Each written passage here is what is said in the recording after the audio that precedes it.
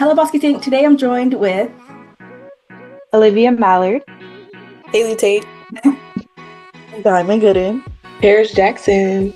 and my name is Nala Akpan, and today we're going to be discussing red flags versus green flags.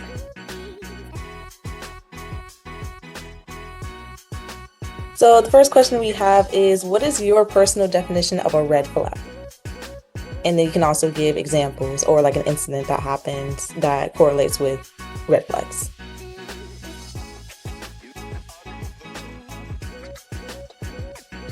No one wants to go first?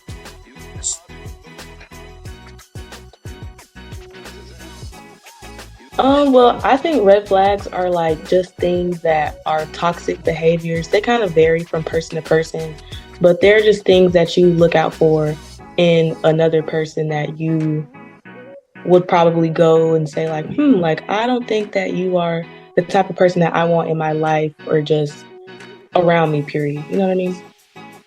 No, yeah, I agree. I think a red flag can be subjective per person, but I think the biggest thing that is the incompatibility, and also if this person might cause harm to you. Yeah. That's a very big thing. How did you know that? Because people might call a guy who's very aggressive a red flag because they could harm you in the end. Like a guy who punches the wall when he plays a video game. I'm like, that's a red flag. You can't control your anger. You know, some people like aggressive guys. I can't relate, but some people do. So I think it's dependent. I think a guy who punches the wall is scary though, but that's my opinion.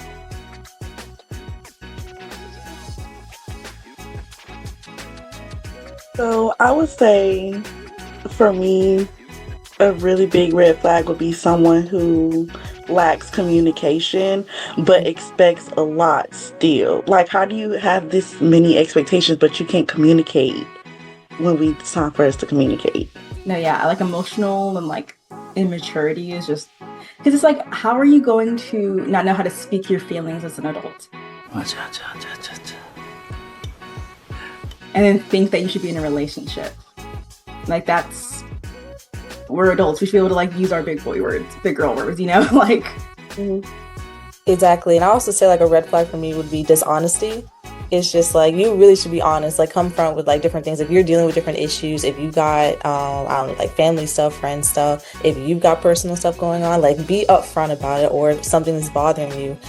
Because if you're not, then it can cause a lot of problems in the relationship. No, exactly. You shouldn't, because in a relationship, you should have trust for each other. You should absolutely not be scared. A red flag is not trusting each other, being scared that you're cheating and stuff like that.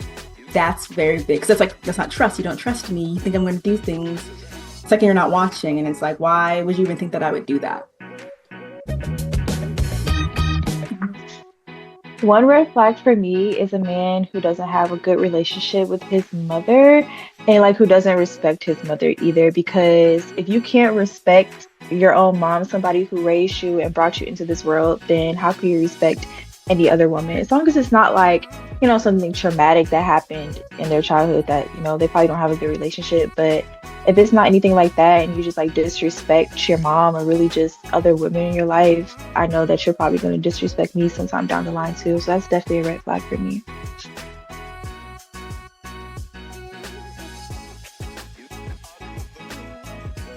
I'd say with that, a red flag to me is a guy who has no female friends.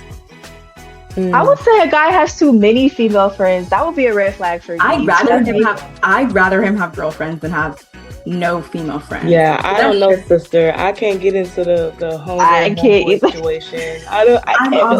I'm also not a jealous person at all. I hate jealousy. I think it's very immature. So you're gonna like this guy, so don't get too friendly. So to me, it's if you can't see a woman as a friend and you only interact with women that you want to date, I think that's gross. I think that is gross. Able to hang out with women and not see them all as romantic options. I'm bi. I have male and female friends. I think that's very normal. I don't think it's weird to have friends of all genders, or I think it's more normal. I think if you only have friends the same gender as you because you might date them, I'm I don't trust you.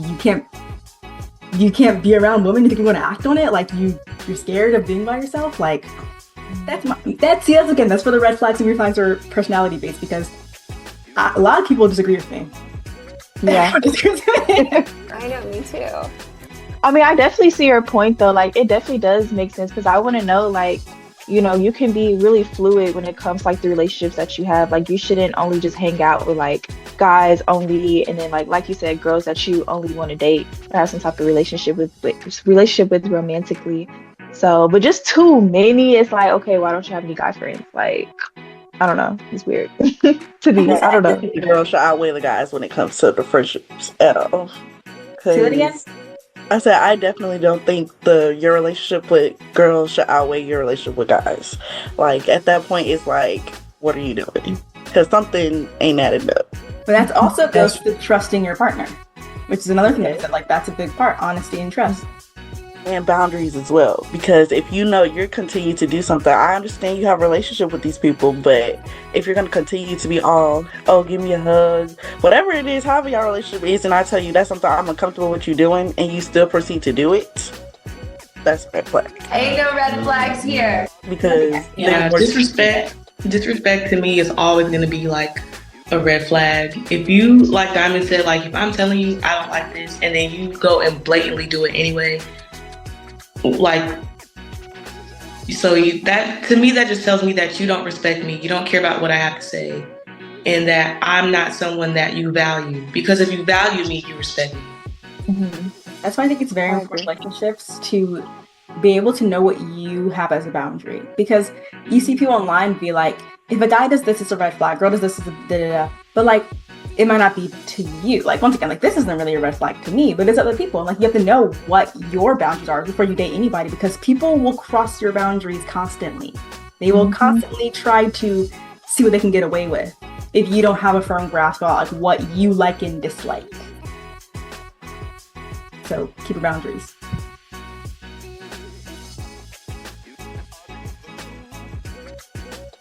And that kind of brings me into the green flags. I like a man who respects my boundaries and who actually wants to get to know my boundaries so he can respect them.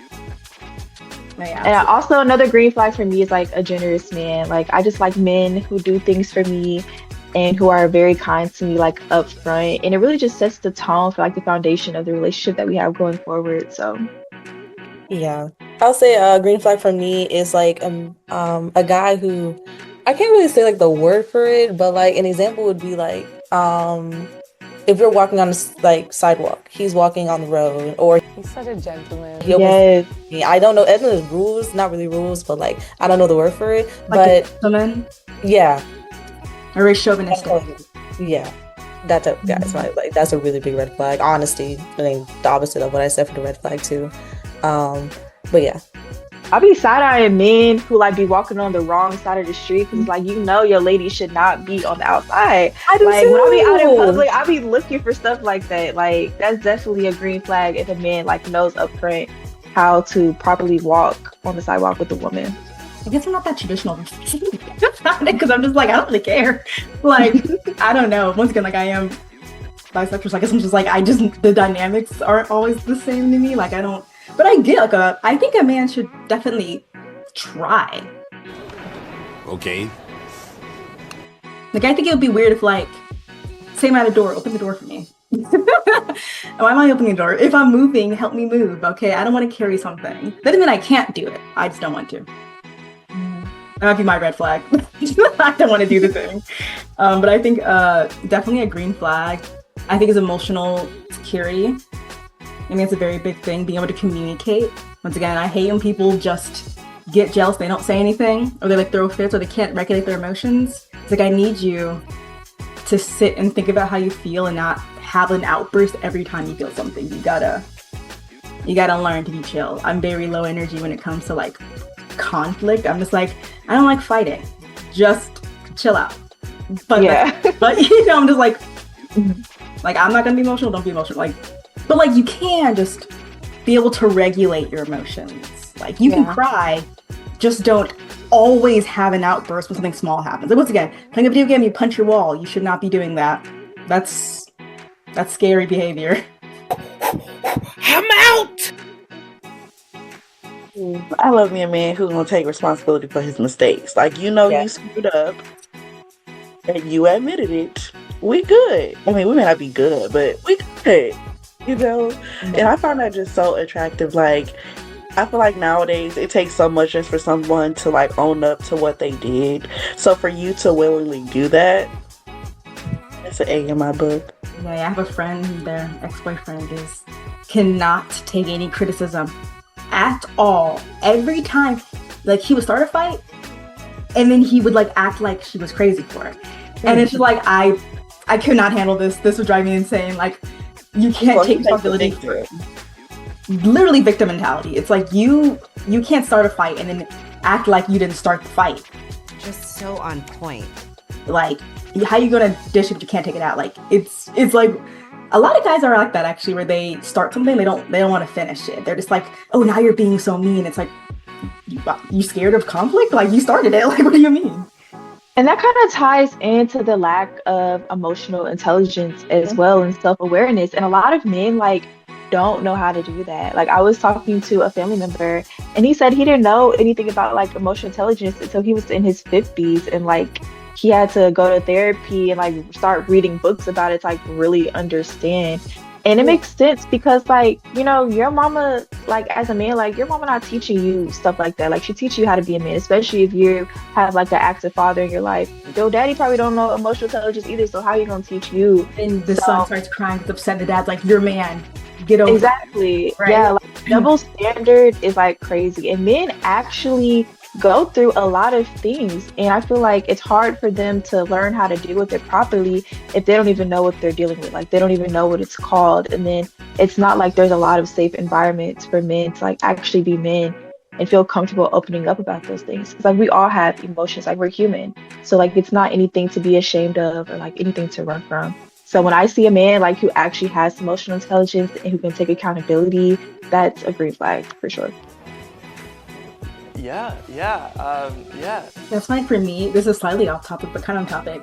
I think men need to have better friendships because for a lot of men, their first friend is their girlfriend. And that's why they act the way they do, because their first person the first person who's like listens to them, lets them be vulnerable is their girlfriend, and they become very emotionally dependent. And then when they break up, they don't have anyone else to rely on. And I think that men need to learn to like be vulnerable with their friends, be able to have these talks, have a friend that's going to confront you about something that you did. Like if you say you cheat on your girlfriend, your homeboy should not be like, that's all right, she's the this, that, and third. He should be able to be like, why did you do that to her? Don't you love her? Like, why did you treat her? Like, they should be able to talk to you, and not all, because a lot of male friends, we noticed, are really mean to each other, and they're never nice. And they're always making fun of each other, and they're never. And then like they get a girlfriend, so when the girlfriend's like a nice person, then they're just like, whoa, I don't know how to deal with this. I get mad. I don't want her to leave me. I get jealous. I get scared. I get emotional, and it's like, you think that's what those for emotional intelligence, be able to have like friendships that you actually can. That's why I think I like it when guys have female friends, because they tend to be more emotionally mature, because women tend to just be nicer friends and actually vulnerable, and they can talk to their friends about things, while men will be like, I don't care, let's play a video game together. You know, like I think that's why you need to have a good balance of your friendships.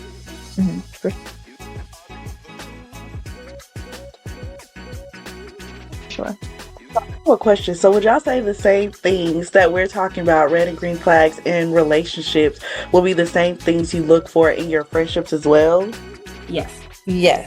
I was expecting like the romantic part, obviously, but definitely in friendships, I think I don't know if I will have a higher expectation with either the relationship or my friendships, because I feel like I put both of them on such a high pedestal. So I don't know, to be honest with you. My hot take is that I feel like relationships and dating are not, like friendships and relationships are not that different. I think that they're borderline the same thing. It's just like the attraction is what makes it like a relationship. Like I think that you should date someone who's your friend. You should be able to be that person's friend, not just a lover. Because long term, you're gonna like, your friend's gonna waver a bit. Not all the time, but like they're not gonna be as, honeymoon phase. You should still be able to like the person, interact with them, have a fun time with them. Like my parents are each other's best friends. My parents are always together. Like they're each other's best friends. They only like each other, actually. And I think like that's a good trait. You should. And so I see that in my friends and my partners. Like I want them to be friends with me. I want to have a good friendship. I want the same traits. And then if it develops, it develops. What about y'all? I agree for sure because especially if you're in a long-term relationship, there are going to be times like where, like you said, the honeymoon phase isn't always going to be like at its peak. And like obviously, like you love your partner, but it's not always going to be so lovey-dovey. So when that happens, you should still have some type of like friendship, like you said, some type of relationship where you can still communicate, you can still be vulnerable with that person, still have a fun time with them without, all the romance that comes with the relationship. Exactly. What do y'all think? That's just our opinion. Yes. What you think? You been quiet over there. Well, I kind of just wanted to talk about like I guess, do those flags apply to friends? To a certain extent, like, yeah, they do. Like, of course, I'm gonna be looking for a level of respect, honesty from my friends. Probably not to the extent that I would my man, but it's still gonna be there. And going to the honeymoon topic,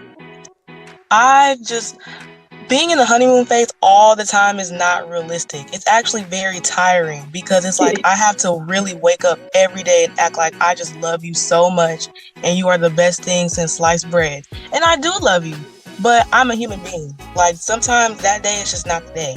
Sometimes I want to be left alone. And that's a green flag for me. Like having a partner who just understands like how I'm feeling, what I'm going through, and not trying to like press themselves into or push themselves onto me. And like I don't know how to explain it, but it's like someone can be independent. Yeah, like just let me do my thing. I like men that let me do my thing. Like sometimes I don't want your help. That's okay. I can do it, I can handle it, I can go through it.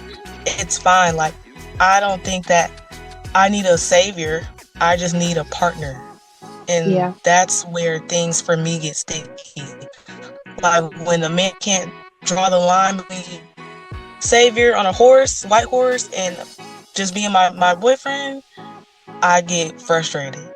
So those are my thoughts. I definitely am a very independent. Like I like being myself. I like being single. Like I don't.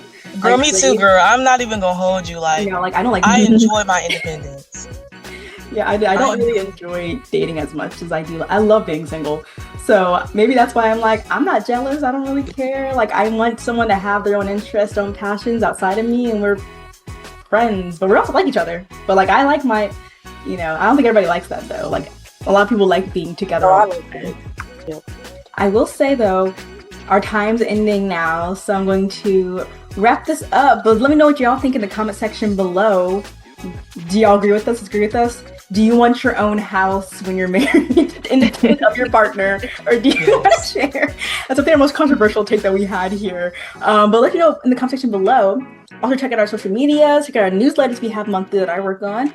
And thank you for joining us today. And thank you for our guests for coming here today as well. Check out our next 2 podcasts that we're about to do now. So, bye. Bye, y'all. Hey, Boss Kidz Inc. family. We hope you enjoyed today's episode. Before you go, we have a small favor to ask that could make a huge difference. As a nonprofit, Boss Kidz Inc. relies on the support of generous people like you to keep our mission going strong. Every donation, no matter how small, helps us create more amazing content, empower young leaders, and grow this incredible community. You can find the donation link right below this video. Your support means the world to us. And don't forget to like this video and hit that subscribe button so you never miss an episode. Thank you for being a part of the Boss Kidz Inc. family. We'll see you next time.